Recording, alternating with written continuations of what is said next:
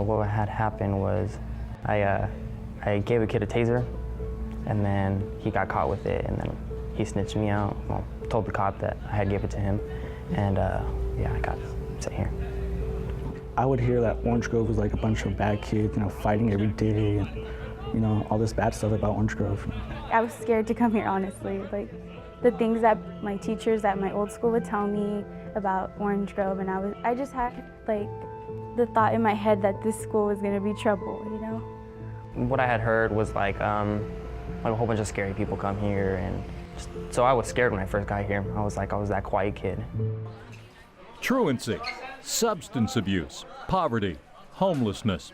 These are some of the difficult realities that lead thousands of California students to end up at one of the state's 467 continuation schools. The educators who are laboring to turn around these troubled young lives say they've been battling these realities for decades. The first thing is what I thought was different when I first came here was the kids coming here to just to eat. I thought that was an eye-opening experience for me. Punishments don't teach behavior. They don't teach you anything. They suppress behavior. And if there was any shred of evidence that that worked, then we would be out of business, because these students have been punished to the nth degree. Students searching for a way to break the cycle turn to tiny Orange Grove High School. Student body, fewer than 200. I would stop going to school because I had like a bunch of anxiety, and then I started to self-harm myself, and my grades caught up with that, and I had like a bunch of Fs. And then I went to my SARB meeting with Dr. Illick, and he was there, and they said the best place for me would be Orange Grove.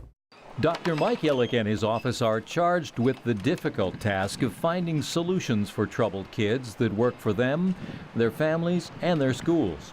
Sometimes those solutions mean coming here to Orange Grove for a semester or for years.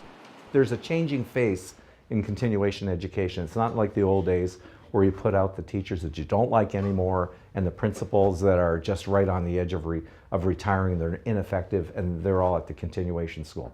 We were responding to their behavior instead of the causes of their behavior. So we needed to take a step back and look at why were the kids behaving the way they were, understanding that most of our students come from backgrounds where they've suffered multiple traumas in life.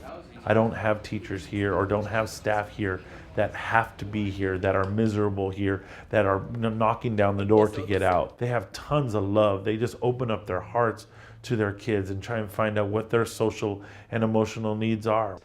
It's extremely important that the principals who take over those schools are principals who want to be there, not to be just put there, but they have to be there. They have to have the passion. They have to have the vision. And those principals need to hire their own teachers. If you were going to say, like, here rests resentment, you would say, full of heaviness and a weight on my shoulders that I don't want to carry anymore.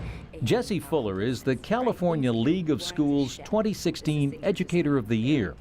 In her first class, she has her students creating tombstones and eulogies to bury bad habits. In another class, an exercise in the Socratic method for hashing out issues, an inner circle, an outer circle, a facilitator.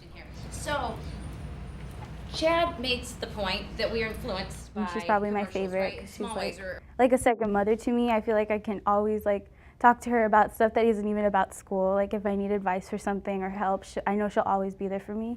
Our kids who I feel like are so, just literally one step away from dropping out, or a lot of times prison for our kids. I mean, we talk about the disruption of the school to prison pipeline, right? Think about that. I'm like, this is very real, because we see oh, a kid's here one day and then, oh, what happened to them? Oh, they're locked up. It's so real here.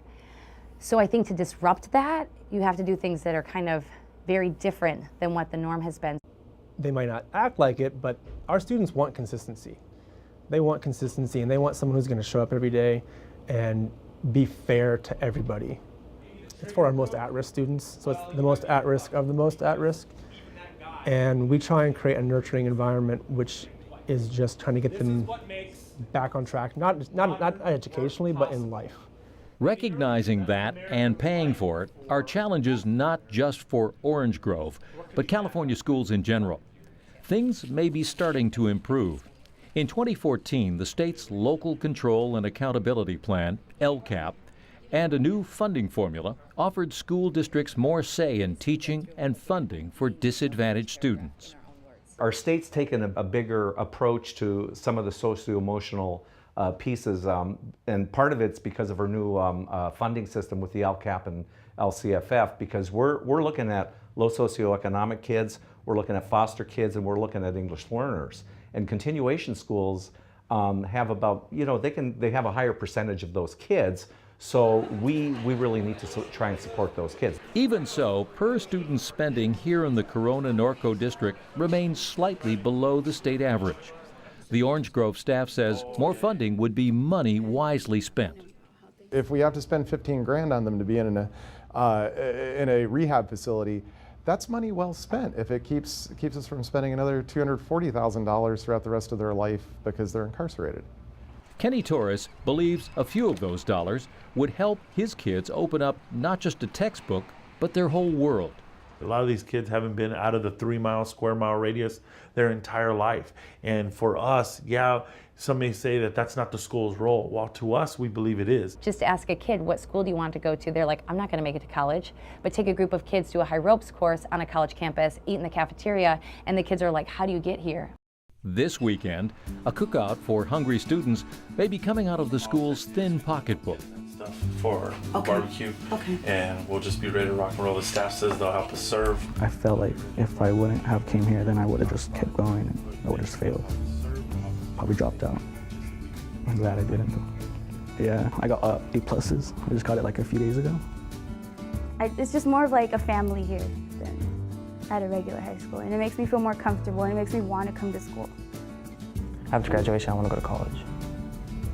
I want to go to a 2-year, which would be, I was looking at Chaffee College over there in Rancho, and then I want to transfer to a 4-year, which I don't know what 4-year yet, so I need to figure that out. We can't control what happens outside of our sphere of influence. But if we have them for 6 hours, we can do something. We can teach them the social skills. We can teach them that they can break the cycle that's been going on maybe for several generations in their families. We can do that, and we have to do that. It's socially imperative that we do that. The history of continuation education is closely aligned with compulsory schooling in the United States. Massachusetts in 1852 was the first state to require children to attend public school. Other states followed, and by 1919, California passed a compulsory education law for students up to the age of 16. That same year, California established its first continuation school to offer an alternative schedule for students who held jobs.